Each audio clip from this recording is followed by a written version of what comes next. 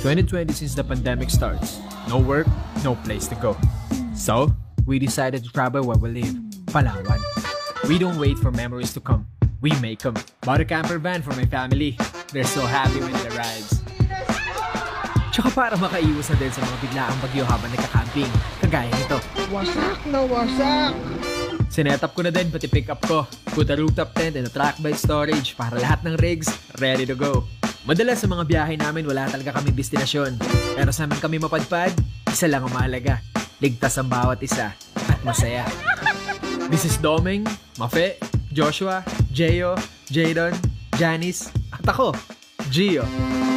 We are Ong Fam. Be one of us. Sabi ni ako, top search ka doon. Check out.